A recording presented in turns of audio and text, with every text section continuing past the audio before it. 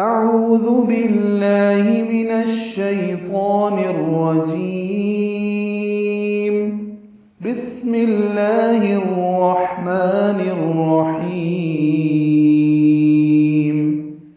إنا أعطيناك الكوثر ان یہ نون مشدد ہے، حمزہ کو نون سے ملانا ہے، یہ الف نہیں ہے، حمزہ ہے۔ الف کے اوپر حرکت ہو، زبر زیر پیش ہو، یعنی الف متحرک ہو، وہ حمزہ ہوتا ہے۔ نون مشدد سے ملانا ہے، اس میں غنہ ہے، آواز ناک کے بان سے یعنی خیشوم میں لے جائیں گے اور دو حرکات تک ٹھہرائیں گے۔ نا الف مدہ ہے اور اس کے بعد دوسرے کلمے میں یعنی انا ایک کلمہ ہے، اعطینا یہ دوسرا کلمہ ہے۔ الف مدہ کے بعد دوسرے کلمے میں حمزہ، یہ بھی الف کی شکل میں ہے، آنے کی وجہ سے نا پہ مد آئی ہے۔ اس مد کا نام ہے مد منفصل، چھوٹی مد ہے یہ۔ ہم اس کو 4 حرکات لمبا کرتے ہیں۔ انا اعطینا، اب یاد رکھیے یہاں پہ نا الف مدہ ہے، انا میں الف مدہ یعنی الف مدہ کی ہم آواز نکال رہے ہیں جو کہ حلق کے خالی حصے سے نکلتی ہے۔ اس کے بعد آگے پھر حمزہ ہے، یہ الف کی شکل میں ہے، اس پر بھی حرکت ہے تو اس لیے یہ بھی حمزہ ہے۔ حمزہ کی آواز اقصی حلق سے یعنی حلق کے اس حصے سے جو سینے کی جانب ہے اس میں سے نکلتی ہے، اور عین وسط حلق سے ادا ہوتا ہے۔ حلق کے 3 حصے ہیں، اقصی حلق، وسط حلق اور ادنی حلق۔ تو حمزہ اقصی حلق سے نکلتا ہے جو سینے کی جانب ہے، عین وسط حلق یعنی حلق کے درمیانی حصے سے نکلتی ہے اس کی آواز۔ حمزہ کو عین سے ملائیں گے، عین وسط حلق سے ادا کرتے ہوئے اس پہ اظہار ہوگا، یعنی اس کے پڑھتے ہوئے عین کی آواز کو ہلانا نہیں ہے۔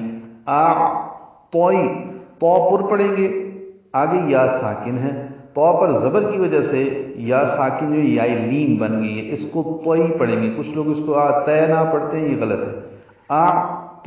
نا نون پر کھڑا زبر ہے، یہ قائم مقام مد اصلی ہے، اس کو 2 حرکات لمبا کرنا ہے۔ توئی یا لین جو بتائی ہے اس کو 1.5 حرکت لمبا کرنا ہے، اور یا کو باریک پڑھنا ہے، تو کو پر پڑھنا ہے۔ تو حروف مستعلیہ میں سے، پر پڑھے جانے والے حروفوں میں سے۔ کاف باریک ہے، الکوثر کے لام سے کاف کو ملانا ہے کیونکہ اس کا حمزہ عارضی ہوتا ہے، کاف لام سے مل جائے گا۔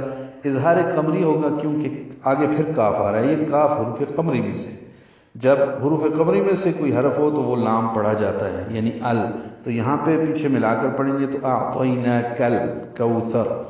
کو واولین ہے، تو اس آیت میں دونوں واولین اور یائلین طوی ہے، کو واولین ہے۔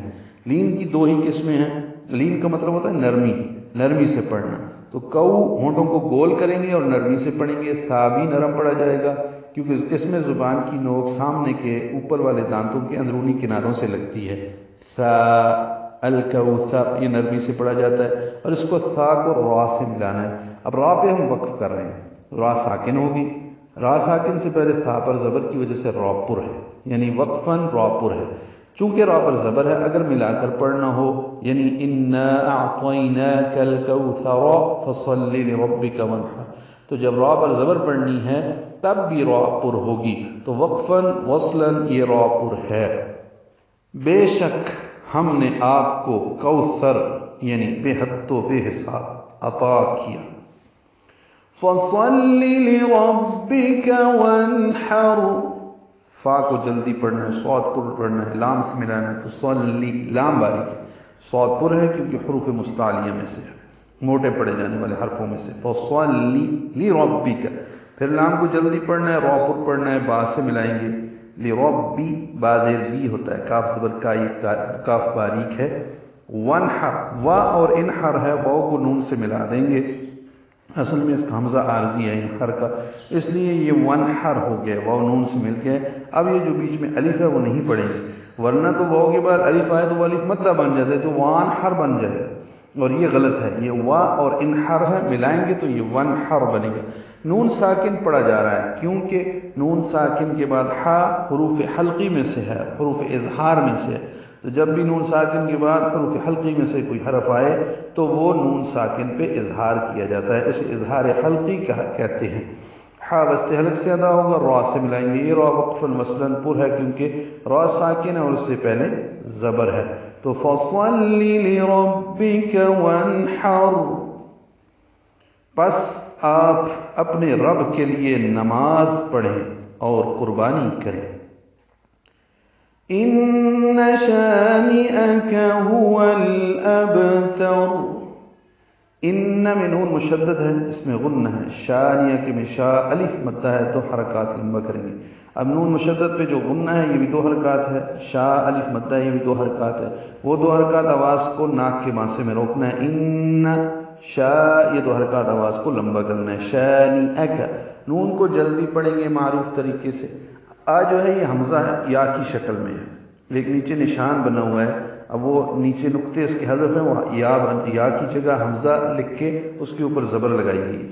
اگر یہ حمزہ ہوتا تو یہ الگ ہوتا، حمزہ جوڑ کے نہیں لکھ سکتے، جبکہ یا کی شکل میں حمزہ جوڑ کے لکھا جاتا ہے، اس لیے یہ حمزہ یا کی شکل میں ہے اور کاف آگے باریک ہے۔ شانئک هو الابتر میں ہا اقصی حلق سے نکالیں گے، اس کو جلدی پڑھیں گے، واو کو الابتر کے لام سے ملائیں گے، اس کا بھی حمزہ عارضی ہے، ہول واو ہونٹوں کی ناتمام گولائی سے ادا ہوگی اور لام سے ملے گی، لام ساکن پہ اظہار قمری ہوگا کیونکہ حمزہ حروف قمری میں سے ہے، ہول اب حمزہ کو با سے ملانا ہے، با ساکن پہ قلقلہ ہے، حروف قلقلہ 5 ہے، قاف طا با جیم دال، ان میں ایک با ہے، اب اس کو ہلا کر ادا کرنا ہے، ہول اب یہ قلقلہ ہے، تا کو را سے ملا دیں گے، ہم وقف کر رہے ہیں، هو الابتر، اب یہ را بھی پر ہے کیونکہ پیچھے زبر ہے، اگر ملانا ہو تو هو الابتر پھر بھی را پر ہے، لیکن آگے بسملہ ہے یعنی بسم اللہ الرحمن الرحیم، پھر وہاں پہ رک نہیں سکتے،